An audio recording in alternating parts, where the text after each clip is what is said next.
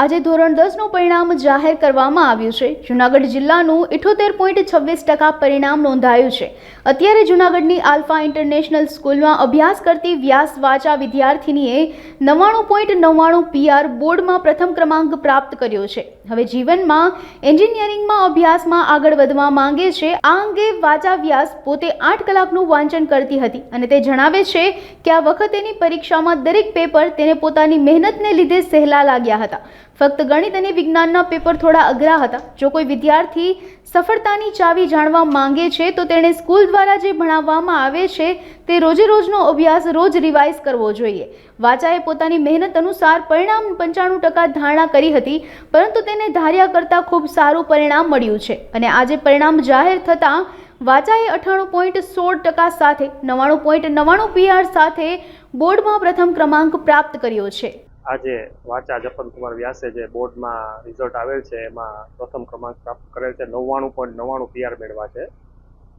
પહેલેથી વાચા હોશિયાર તો હતી જ અને એની મહેનત પહેલેથી જ છે।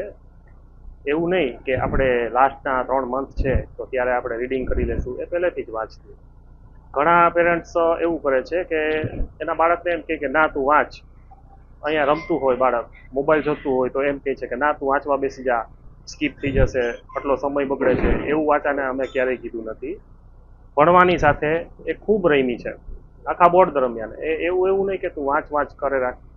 99% આવે છે કે 60% આવે છે કે 70% આવે છે, એ ડિપેન્ડ કરે છે સ્ટુડન્ટ ઉપર। એના માટે કોઈ પ્રેશર ના આવવું જોઈએ। કોઈ સ્ટુડન્ટને ક્યારે એવું ના લાગવું જોઈએ કે મારી ઉપર પ્રેશર છે। પ્રેશરને લીધે એ લોકોનું ટકાવારી ઘટે છે અને બીજા પણ આપણે જોઈએ છે અત્યારના સમાજમાં, અત્યારના સમયમાં કે બીજા પણ ઇસ્યુ અમુક બને છે। એટલે સ્ટુડન્ટને ક્યારેય પ્રેશરાઇઝ ના કરવા જોઈએ। એની રીતના એ ભણવાનું જ છે બાળક। નો ડાઉટ આપણે એને થોડું મોટિવેશન આપવું જોઈએ, થોડુંક એને પ્લાનિંગ કરવું જોઈએ, ટાઈમ મેનેજમેન્ટ કરી આપવું જોઈએ।